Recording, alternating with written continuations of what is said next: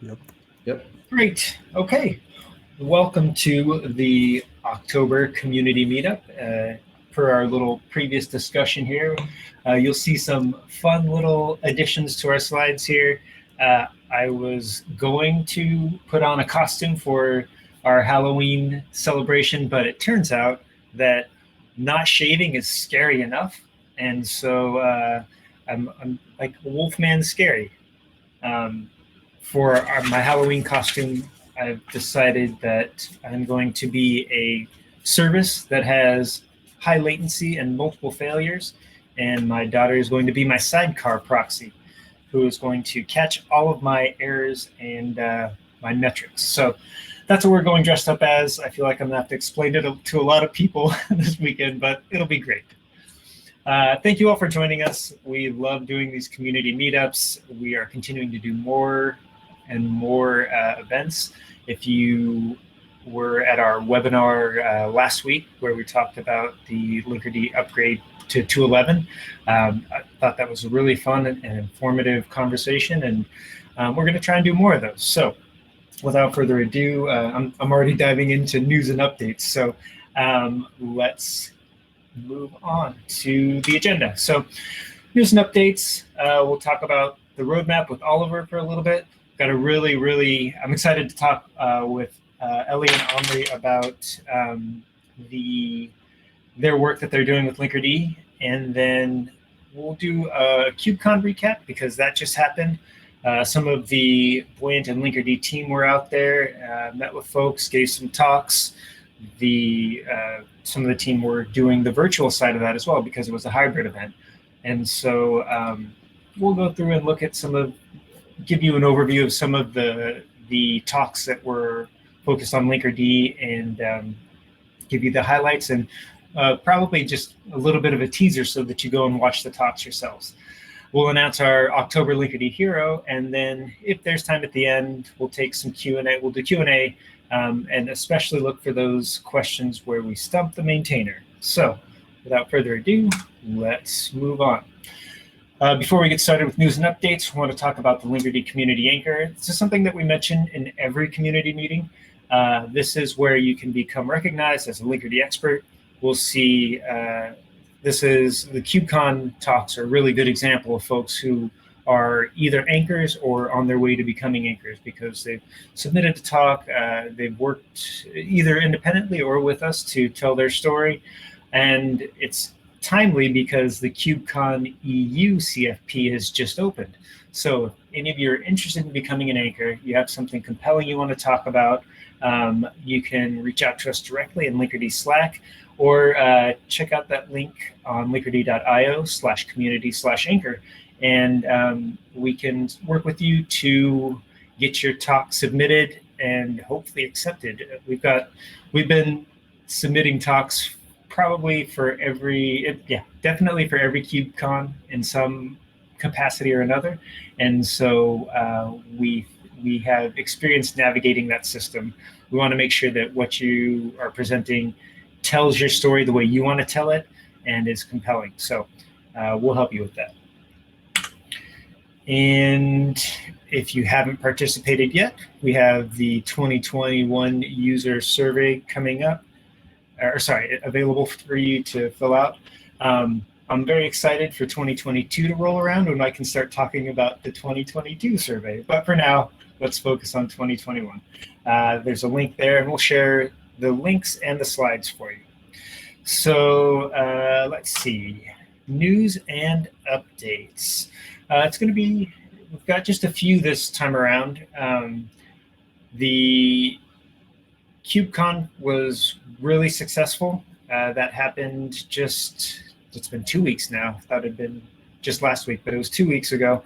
Again, that was preceded by Service Mesh Con, where we had some people from the community giving some really thoughtful and compelling talks. And I'll talk about those later in the meeting. We did our first workshop, which was last week, and I'm laughing because I gave you all the news and updates way too far in advance. But speaking of workshops, we have our next workshop coming up.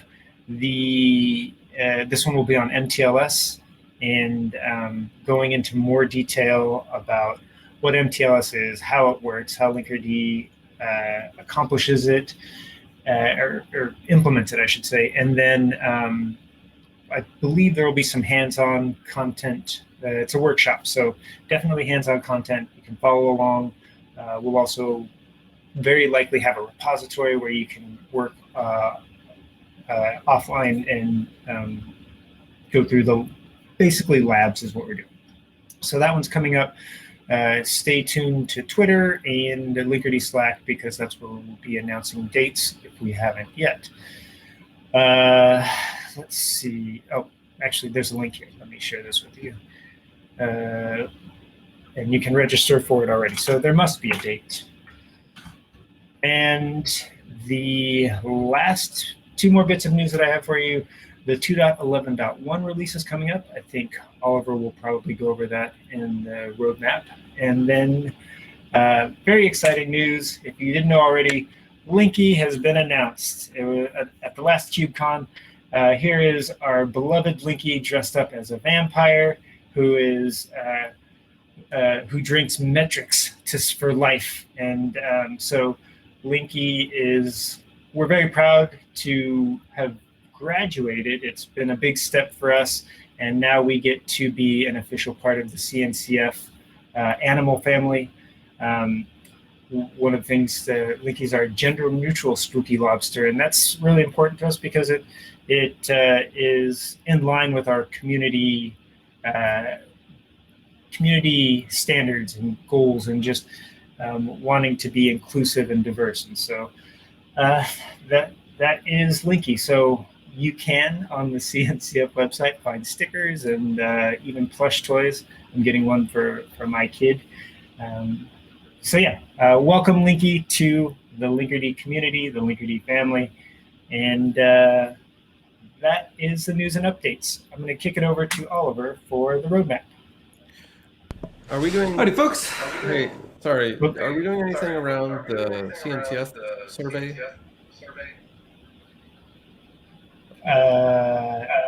No, I didn't have anything on that. I forgot to add that, but I'm going to add it in the chat.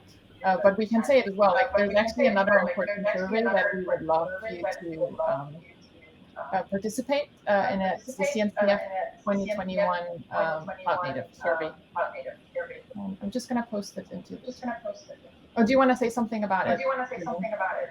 I'm getting like a crazy echo. So Yeah, me too. All right, I'm blaming Oliver. Yeah, so this is actually something that I really urge you to do. It takes about 5 minutes. This makes a big difference for the project. The CNCF has a survey, and they send this out to everyone. And one of the questions they ask about is, what CNCF projects are you using? And then at the end, they publish these results as if they have some kind of profound meaning. And if Linkerd is not high, then it looks like a terrible project. And we have no control over any of this other than to beg you to please fill out the survey. So if Linkerd has ever done anything for you that is positive, if it's ever affected you in any positive way, I need you to go and fill out the survey, and I don't even care about the Linkerd, the first one we talked about. The CNCF survey has such a big impact on Linkerd's reputation, and it's stupid. It's a stupid survey, and it's stupid that it does, but I need you to go fill out the survey, please. And if you don't, then I'll be sad. Well, we don't want you to be sad, and I'm glad that you brought it up. I feel remiss in not having put that in there. So the link is in the chat. Go smash the survey button, as they say, as the kids say, and yeah, help push Linkerd up and make it popular. Anything else that we want to add before we move on to roadmap? No, that was it. Sorry, Oliver. All right, over to you, Oliver.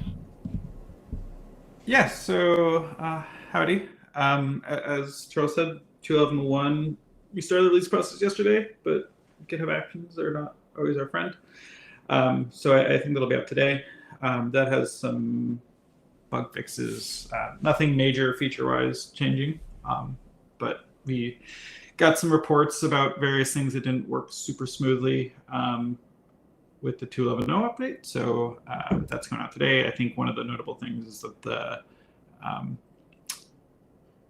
the minimum Kubernetes version is bumped to 1.17, which was EOL'd in January of 2021. So if you're running a 10-month-old cluster, or a cluster that's been EOL'd for 10 months, we still support.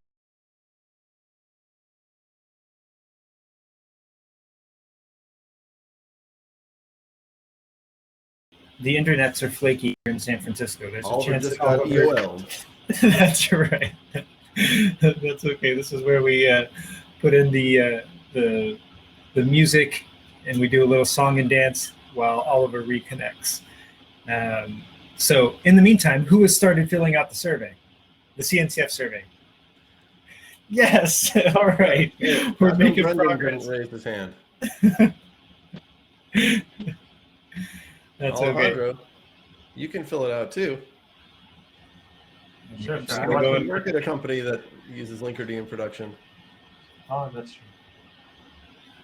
I'm going to go fill it out with a bunch of different email addresses. We're going to wait here in silence until everyone fills out this survey. That's right. Or Oliver comes back. That's what this whole meeting is for. It's for everybody to fill out the survey and share your answers with us. You know, it's not like birthday wishes. It will come true even if you tell somebody.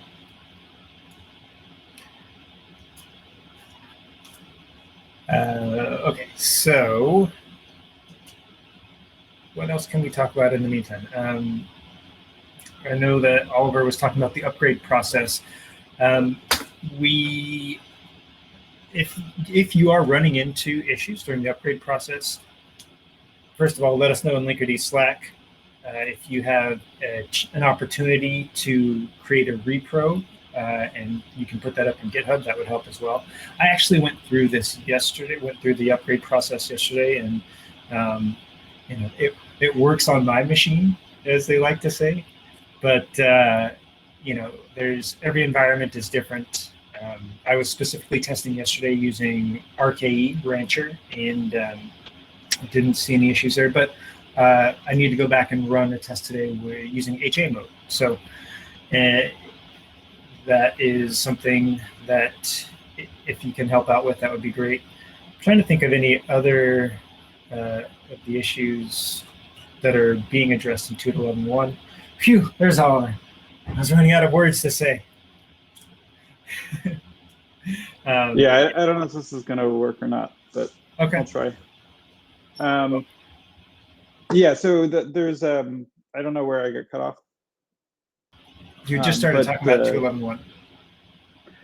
Yeah, so 2.11.1, mostly just bug fixes. There's some memory improvements. We switched the proxy's memory allocator to be JEmalloc, which in load test turns out to be quite a bit better at releasing memory. So if you have big load spikes, the proxy's memory won't stay high, it'll come back down. And I think the other thing is that the minimum Kubernetes version went from 1.16 to 1.17. But both of those have been EOL'd for quite a long time. So actually, going to 12, we'll probably be moving to a model where we more strictly adhere to Kubernetes versioning policy, which means that 2.12 will probably start with 1.20. So we'll drop support for 1.19 and earlier. Today is the official end of life of 1.19. So if you're running an old cluster, you might want to upgrade soon so you get security patches. Other things that are going on there, we're taking a pass at our Helm charts and just cleaning those up. They've kind of gotten big and not super consistent over time. So there's some opportunity to clean those up and especially deal with CRDs a little bit better. We're looking at the new service account token. So projected volumes allow us to have audience and time-bounded tokens instead of using the default token. Tarun's been working on that, and I think that'll merge hopefully this week, or if not this week, next week. We've got some research going on about T-proxy support. So for those of you who don't know what tproxy is, basically it's a system call or an IP table setting that lets us preserve the original IP on inbound traffic. So one big complaint we get on ingresses especially is that the proxy hides the client's IP. And so in order to preserve that, we need to make some changes to our proxy init, et cetera. Also, I just saw someone from Mercedes-Benz has a PR open to change proxy init to not require root privileges. And there's a bunch of stuff going on there. Also, I'm in the process of wrapping up some work that NetApp contributed to support alternate TLS implementations, and that's most useful for things like FIPS and compliance world, where you can't use modern TLS infrastructure. You have to use specific old versions of these things. And we're still sorting out what the headline feature is going to be. I think that'll be clear definitely by the next time we talk. But there are a few, we've been talking about client-side policy. There's also things like getting policy instrumented on routes in addition to services themselves, and looking at things like supporting VMs outside of the Kubernetes cluster and things like that. But we need to do a little bit of design and planning to sort out that specific roadmap there. So if you have ideas about things you want to see in 2.12, it's a great time to open issues and get involved. But other than that, we'll be chugging along soon enough. Albert, some more about the service account stuff that Tarun is working on, or maybe Tarun can. Like, is this a new type of account token, and what's the reason for the switch? Is it better in some way? Yeah, so basically, by default, pods get service account tokens, and those tokens are used to authenticate to the Kubernetes API. So anything that your pod's going to do talking to the Kubernetes API, you can use this token to authenticate yourself. And that means, and that token, the service account is associated with some set of privileges, right? But that means you might use this token for multiple use cases, right? And so in one case, we send this token to the Linkerd controller API, which uses it for authentication and token review, so we can actually issue certificates. I think in 1.18, a while ago, this feature was started to add, but none of the cloud providers actually implemented it. Now, in more recent versions, it's implemented by default in most cloud providers. This allows us to have a separate token that's bound just for Linkerd. And so we have, it also means you don't need to have a default service account token mounted. So for folks who don't mount a service account token into their pods, we can mount the Linkerd specific token in there. And also it means that we can time bound that. So we can say this token needs to be rotated every 24 hours. And so these tokens basically can't be, if they're taken and exfiltrated, can't be reused in quite as broad a fashion. And the Linkerd token will only be usable for Linkerd authentication and nothing else. So it's a much better security primitive than using the default service account token that we've had to use for the last couple of years. I see. So it narrows the set of things that Linkerd is allowed to do as enforced by. Yeah, it means it. Right. Like if your default service account token has write privileges to Kubernetes, if it's a controller, we're not going to send that token to Linkerd. And it also means that if for some reason the Linkerd token were to get taken, it wouldn't be usable for those API things. It can only be used to authenticate for certificates. And also one of the big improvements is that they're time bounded, right? So currently default tokens can be used forever until the CA is rotated in the cluster. But these tokens will be, lifetime bounded to about a day. Got it. Thank you. I have another question, which is for the folks here, if they have a particular desire or feature that they want to see in 2.12, what's the best way for them to give input to the Linkerd team? Cash. I take cash and checks. NFTs? No, I don't want any crypto. No, I think the best way is usually to open an issue or discussion in the Linkerd repo and kind of walk through a use case of, just being like, hey, Istio has this feature, I want this feature, is not usually super helpful for us. I mean, we'll take those requests as well, but if you can kind of justify of what a feature will enable you to do that you can't do today, that's a lot more compelling for us.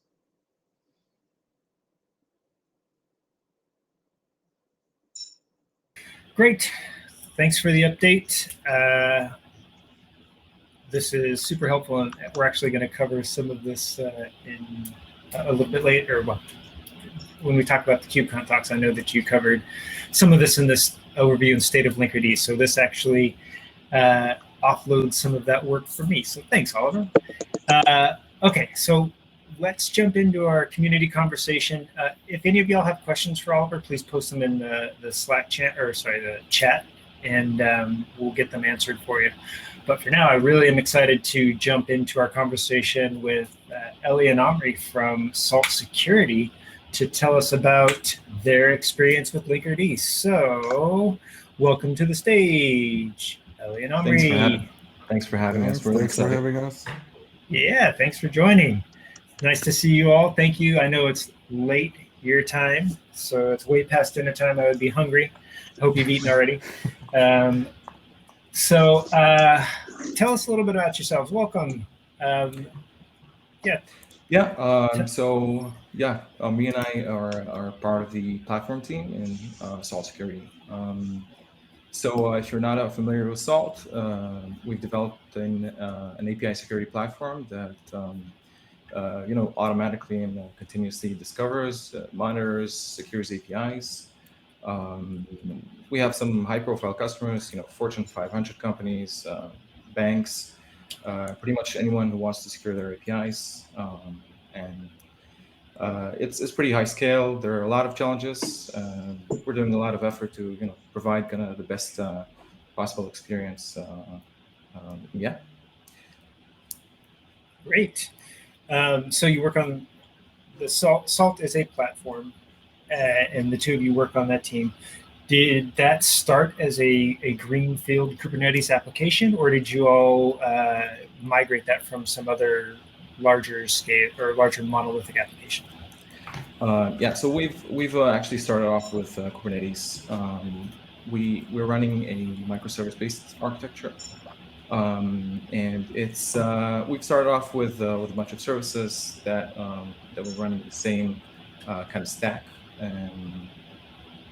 Over time we kind of the company grows, and we need to maintain the scale, and we're looking for solutions that would help us grow the team, grow the stack. And up until a while ago, we were running on a kind of custom TCP based protocol that services would communicate to each other based on that. And over the time, we kind of looked into how we can improve that, and we had a bunch of challenges in monitoring and also being able to kind of switch to another language in certain services. And so we've started looking into gRPC, and now we've really kind of changed a lot of the architecture over the past 2 years. Okay. Yeah. What was it about gRPC that drew you to it? So I think Omri can answer that. So yeah, thanks. So I think two of the most compelling properties of gRPC that we liked a lot. The first one was the backwards compatible manner of growing your schema. Since gRPC is based on protocol buffers, we could make sure that our services are they keep grow without the fear of breaking something in the middle, which is apparently a big deal with any kind of development, as everyone knows. So this was a security application too. You want to make sure that things stay up and running. Yeah. Exactly. Yes, we need to provide a very high SLA. So when something breaks, it's not good. And actually, the second thing was like Ellie started saying, we started with like a Unistack, like the same programming language, the same disciplines. And as a growing company, this stuff change all the time. We recruit many people, and sometimes you find out that the stuff you chose yesterday are not giving the answer for the challenges of today, right?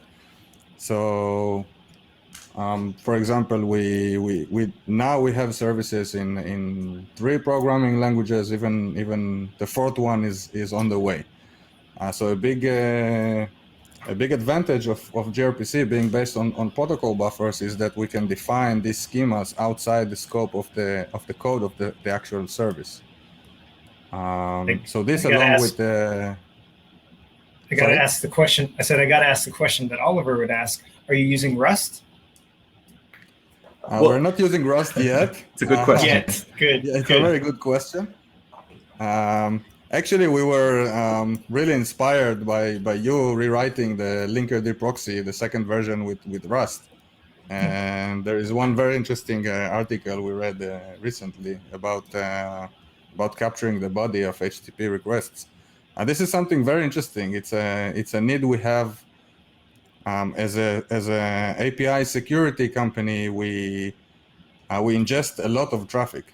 And cyber attacks can hide inside request bodies, right? So we do need these bodies. We need to learn them. We need to understand the various parameters. So yes, we definitely are taking a good look into Rust. But we have Go services. We have Node.js services. The usual suspects. That's great. Yeah, I think the article you're talking about was just published. It's the one that Eliza wrote for HTTP request bodies, right? Yes. Yeah, great. We'll make sure to link that in the chat. Yeah, it's a similar. What you're saying is a similar story to what I've heard from a lot of folks developing greenfield applications on Kubernetes. And so, Ellie, you mentioned that you were looking for observability and security. Did you know when you started using gRPC that you would need a separate gRPC load balancer because Kubernetes doesn't load balance gRPC? So that's actually interesting. When we started looking into gRPC, we knew that we would have a load balancing problem, and we kind of started looking into how we can load balance in gRPC. So we started learning about it and understanding that HTTP2 is it's a stateful connection. We actually went into the official Kubernetes documentation, and we saw a link to Linkerd and what it does. We knew there were a couple of other solutions out there, but setting up Linkerd was just trivial, and we started off with it. And initially, we just needed a load balancing solution, but then we saw the other things that Linkerd offers, and we just immediately fell in love with those. Today, after running a while with Linkerd, load balancing is the small issue here. We realized that we have a lot of tools for observability and many more things that Linkerd offers. And one interesting story is that we've deployed Linkerd into production, but we also have another development environment that is identical to production. And sorry. And sorry, I'm here. That's okay. So Are you okay? Identical. Yeah, I'm good. So I'm saying we have another environment that is identical to production, and we actually saw that we can identify bugs very early on. So before we get to production, we would see kind of strange things in the network using the dashboard and the tap and top utilities. And we actually found some very interesting things, and now it's just a standard tool we use while we're developing, even before we're getting to production. So that's really interesting to me. Most of the time when I talk to folks in the community, they're using Linkerd, they've got it in production, they're looking at those metrics. And so you and we discussed that you are using the metrics as part of your development process. Can you describe that for me? Because that's pretty interesting. And I think it's something that people need to know about so that they can leverage it as well. Right. So an interesting thing that we saw is that before we switched to gRPC, our observability would kind of be limited, right? We would see errors in logs and we'd see pods crash, but we could see that something is wrong in the traffic. So the dashboard or the CLI would give us the ability to see if there's a request that fails. But another thing that it gave us is the ability to see how many calls are being made from one service to another. So we could actually see a service excessively calling another service, and that's something we just didn't know how to monitor before. So before we're deploying, we could see, if there's anything suspicious, any unwanted behavior. It's just really becoming like our standard way of, before you deploy to production, you look at the traffic, see if there's anything wrong, and yeah. That's great. So it just in case, I'm not saying that I've ever been guilty of this, but I have, of writing a for loop that makes a call to some place else where you're actually making too many calls. So what you're saying is you were able to optimize and reduce those calls by watching the throughput for a given service? Definitely, and it allowed us to add, caches where we needed to, or just, redesign the whole thing. It was really great. Very cool. Yeah, I think again, I haven't heard of people using Linkerd for development. It's a lot of times they're just going straight into production to get those metrics. So I think that's really powerful to be able to implement it in a development environment and to be able to optimize code and see what's happening in order to improve performance once you get to production. To say that another way, it's like when you have Linkerd in production, you can see when things are what's happening in production.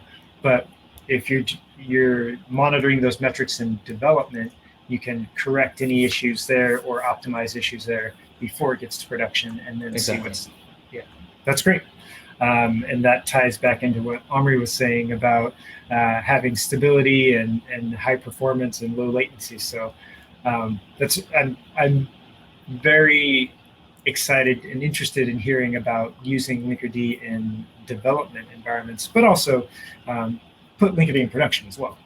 That's the place where it's meant to be. So the aspects of observability that you've mentioned so far are the throughput. You're using TAP, is that what I heard as well? Yeah, definitely. Okay. We can, well, Top, I think Top is the best utility that we have today, because you can see, you can actually see if there's a problem on the function level, right? So if there's a problem and there's a success rate that's going down, our DevOps team can actually talk to someone directly. They know who the owner of the service. They can tell them, hey, this functionality is flawed. So it just, helps us zero in on bugs much faster. Gotcha. So I think I misheard. You said you're talking about Top, and I said TAP. But I want to make sure for the audience that we're talking about the same tool. So you're talking about Top specifically. So Top, yeah, but also TAP, Okay. because TAP lets us, look at a few calls being made. If I'm developing right now and I have a whole development environment just for me, so it's just me on the cluster, I can actually see the calls being made directly from across all the stacks. So TAP is definitely also a tool we're using. Yeah. Awesome. Great. And so you have mentioned that you're talking about using Canary deployments with Linkerd. What's your plan have you started that yet? What's your plan for it? How do you plan to use Canary deployments? So we're getting into that, these days. We still don't have it up, but it's on our roadmap. And once we have success rates and we connect those to some kind of monitoring platform, we can also use things like Flagger. So it would be great if we could roll back a deployment before it actually gets actual traffic. So using traffic splits and Flagger, these are definitely on our roadmap. Would that change? Again, tell me if I'm getting too much into your architecture, but would that change your development process? So would you then not rely on Linkerd as much in the development environment and more in production? Well, I think both are very important, because you want to make sure that everything is fine before you get to production. But even more in production. So we wouldn't skip any of those phases. Of course, it's much more important for production. Gotcha. I'd like to add here that since we are a security company, the major thing that differs our dev environment than the production environment is the actual traffic, right? So we don't want to use production traffic in dev because it's not safe, right? So many stuff you can actually find out in dev, but the real juicy stuff you will find probably only in production. So yeah, like Ellie said, we are working towards using this traffic splits and the success rates to be able to gain confidence in increasing the percentage of traffic that goes to the newly released deployment, and being able to roll it back in case something goes wrong. That's that reminds me of so many times that I've worked with folks throughout my career where they insist, my staging environment is just like my production environment. Everything's identical. Only this error happens in production and not in staging or in dev. And to your point, that's where the juicy stuff happens. That's where you get interesting request bodies and sizes and headers and all kinds of different things that you just can't factor for in staging. So that's a really good point. Yeah, thanks for sharing that. So I also heard you mention that you use Terraform and Helm for Linkerd. One of the things that I've been working with folks in the Linkerd Slack channel, and curious to know if you have implemented automatic certificate rotation through Terraform and Helm. Yeah, so at first when we tried Linkerd, so we used the CLI to deploy, and then we saw we have Helm charts for Linkerd, the official Helm charts. But the difference between them is that Linkerd, the CLI would actually create those certificates. So we had to reproduce the same thing in Terraform. It was very easy. So our Terraform configuration actually deploys the actual Linkerd Helm charts, but just right before that, it creates the certificates for the trust anchor, and it just kind of passes it into the Helm configuration. So it's very easy, just like a 50, 80 lines of code, and it was very simple to do. We can actually post those, and it's a very standard configuration. Awesome. Yeah, that would be super helpful for the community, I think. So that is. Yeah, we appreciate your contributions to the community. So in an effort to get your ideas of how we can give back to you for giving back to us, what is one feature that you would like to see in Linkerd today? And I'm not promising that it'll happen. I'm just curious, what are you interested in? What would make your lives easier or make your application be where you want it to be? Yeah. Well, we love Linkerd, really. We since we started using it, we kind of started learning about service mesh and the things it brings, and we started focusing on microservice patterns. So retries is something that we recently got just now in 2.11 for gRPC, but also we'd like to see circuit breaker. That's something we're really looking forward to. And also, we were very excited about service mesh interface. Something we're hoping that would kind of happen over time. And but mainly, I think circuit breaker is our next kind of goal. Okay, that's great. So they're in github.com/linkerd/RFC, and I'll put a link to this, or we'll get a link up available to folks. So circuit breaking is definitely something that's been asked for quite a bit. It's something that we want to approach in a way that addresses folks' requirements. And so if you can and want to help us develop those requirements, we'll find the link to the RFC and have you add your use case and your requirements there, and that'll help us to build that out, or to plan to build it out. So yeah, that's a common use case. As far as SMI goes, is there a specific API that you're interested in? Well, I know I don't know if service mesh interface is defining traffic mirroring. And that's definitely something we'd like to do, because we're working with all kinds of integrations, and we know that Istio has this sort of traffic mirroring solution, and we know that a lot of folks also use Linkerd, so maybe being able to use Linkerd for traffic mirroring, but also just being able to plug in tools like Kiali, or just kind of playing around with the components. So I think service mesh interface fits right in. Okay, well, I have an idea that I might be able to help you with for traffic mirroring today, so we can talk offline about that. But this is super helpful. I think it really adds a ton of value to the community. We love that you love Linkerd, and thanks for all of your contributions and your help, and for chatting with us today. Any other last words before we move on? Just wanted to say thank you to you folks and the awesome community, and keep up the good work. We hope to see more from you. Well, you as well. So thanks again. All right, so we'll move on. We've got just about 15 minutes left. The next thing we're going to go over is KubeCon recap, and by Charles Pretzer. That's me.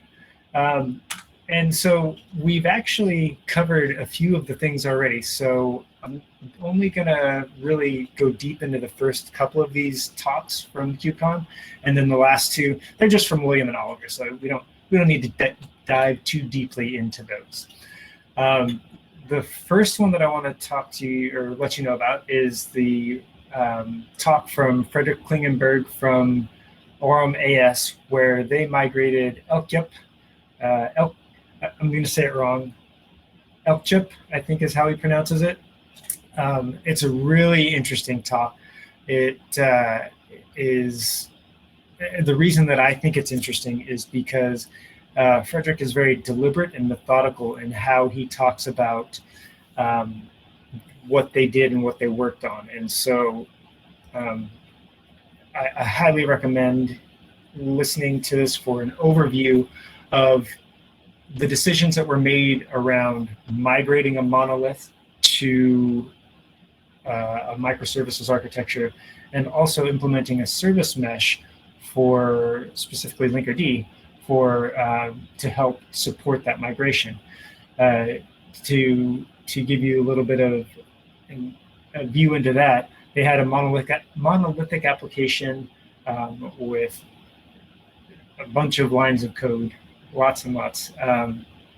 And so, again, migrating to microservices helped them do that. Frederick also talks about how they worked with the stakeholders and decision makers, and gives you a couple of ideas on, it's, for lack of a better word, for convincing folks, for encouraging them to take the leap and understand how a service mesh is going to help, how this layer of architecture is going to help the performance and observability and security of the application. Some of the Cliff's notes here are, as he talks about the costs for the cloud, they cut their cloud cost by 75%. I did the math on this, so this may not be accurate, but initially it says that their cloud costs were around $450,000 per year. And by cutting 75% of that, that gets them to roughly $115,000, which is US dollars, which is significant. And so anybody who's considering a migration often first goes to how much money is this going to save us versus how much is it going to cost. And so this is hard numbers that really talk about that. And I think my favorite line of the whole talk is what he calls a pit of success. They wanted to create a pit of success where it's easy to do things correctly and difficult to do them wrong. This is something I'm going to take back in my daily life. I want to live in a pit of success. So definitely take a look at this talk. I don't know when it will be released. I'm pretty certain it's not available just yet, but once all the Service Mesh Con talks are released by CNCF, you'll be able to view it. So that's the first one. The second one is another large-scale Linkerd user in Tain, Australia. They also had a very large monolithic application with 1.7 million lines of PHP code. And they broke this out into 347 microservices written in Go. So while this seems 347 is a large number of services, and when you see the service topology map that Steve Gray shows in his presentation using Buoyant Cloud, you see that it kind of looks like this big spider web, and that's a Halloween reference, a big spider web connection mesh of services. And it shows how detailed and granular you can get by using Linkerd to understand your services, your applications, to look at how these services are all interacting with each other. So again, Steve, it's a great presentation. He's very clear, concise, has a very focused message about how they migrated their application and some of the challenges they ran into. Actually, the one challenge that drove them to using Linkerd, which was backloading 2 weeks of data, and the performance hit that they got as a result of that. He also talks about how they had gotten into a state where when they rolled out their pods and their gRPC connections were not load balancing straight away, they would get an uneven distribution of traffic even though they had multiple replicas. So a simple way of saying that is service A was talking to service B, where service B had 20 replicas, but when they restarted service B, all the traffic from service A would go to one replica of service B until a period of time when those requests, those connections would be evenly distributed. And they got into a state where they just lived with that. And what Linkerd did for them is it solved that by providing that gRPC load balancing, and gave them, he actually says they could sleep at night because they didn't have to stay awake, keep monitoring the system. So, and he talks about some bonuses that are in there. The cloud bandwidth costs went down. They got tracing support out of it, mutual TLS, and their service metrics as well. He mentions a blog post, which is available today. You can read about what Steve talks about, and I'm going to put this into the chat right now. There we go. And that is the two of the talks from KubeCon. They're 20 minutes each, really compelling. They get a ton of information in those 20 minutes. So have a look at those. I'm not sure if they're all released just yet. So we'll let you know when they are. The last couple of talks, again, are from our CEO and Linkerd founder, William Morgan. It's a lightning talk. This is 9 minutes of William talking, which I think is probably 10 minutes more than he actually wants to talk. But he talks about MTLS in plain language. If you want to learn more about this, you can watch the talk, but also check out our webinar, our workshop that we're going to do. The link is to register is already in the chat. And then the last talk is from Oliver, the overview and state of Linkerd. This talks about Linkerd history, architecture and reasons for design, the reason for choosing Rust. It gives you some more detail on policy in 2.11. William talks about policy in his lightning talk, and Oliver gives you a deeper dive into the architecture and technical design for that. And he talks about the state of Linkerd, which is his in the oven talk, which he covered earlier today in our talk about 2.12. So these are all, if you have to pick between them, no offense to Oliver and William, but definitely check out Steve and Frederick's talks first, and then check out the others as well. So that is our very quick lightning talk about Linkerd at KubeCon. Before we go, we have to announce our Lingerie Hero. So a little bit of fanfare for us. I don't know why this question slide came up first, but that's okay. October's Lingerie Hero is Alberto Sade. I hope I said that correctly.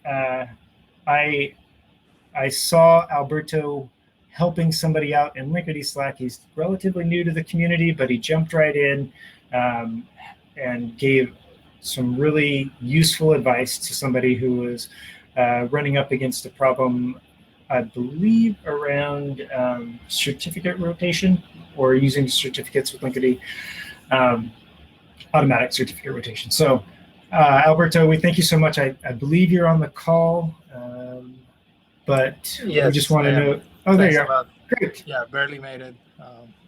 But cool. Yeah, happy to help. I think I was helping somebody with getting it deployed with certificate rotation, and Argo CD was fun stuff to do it. And yeah, happy to be here. Great. Well, we appreciate it. Can you very quickly tell us how you got into the Linkerd community, how you learned about Linkerd? My job was evaluating different service meshes. Got the hang of it, started evaluating it and testing it, and I had this very same problem of deploying it with Argo CD, and just jump on the Slack, so somebody else had the same issue, and we started discussing. I was able to deploy it in our staging environment, and yeah, we're currently using it and testing it. Still not in production, but hopefully in the next couple of weeks we'll make the jump. Great. Well, again, what goes around comes around. So if you have any, as you prepare to go into production, we'll be around in Slack to help out. So thanks for helping out. You definitely earned this hero award. So we appreciate it. Well, hold on. There's one more test, which is, Alberto, What's... have you filled out the CNCFs? Yeah, I did at the beginning. Okay, all right. Then hero awarded. All good. That's right. You are now officially a hero. Well, thank you. Thank you so much. We have a couple minutes for questions if there are any. We appreciate you all joining this community meeting. It's a lot of fun to do. We hope that you learn a lot. So I'll pause for a second and let folks ask questions. And if not, we can go about the rest of our days and weekends and getting back to working on Linkerd.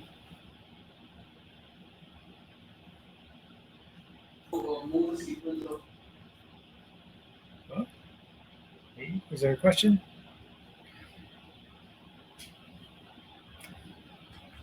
Okay, well, if you find somebody in the Linkerd community who has done something to help you out, please do nominate them as your Linkerd hero. We do one every month, so we will definitely be looking for somebody in December. I'm glad this came up. Usually we do our community meeting the last Thursday of every month. For the North America, the last Thursday is a holiday, so we're going to push the next meeting out to December 9th, I believe. Catherine can correct me if I'm wrong. So we will still be announcing a Linkerd hero in December. So if you find anybody who helped you out, give them some love and nominate them. And with that, I think we can wrap this meeting up. So I want to thank you all for joining. Thanks for being part of the community. And we'll see you in Linkerd Slack, on GitHub, wherever you want to reach out to us. Thank you, I think everyone. that's it. Yeah. Thanks, folks. Bye-bye. Thanks, everyone. Thanks, everyone.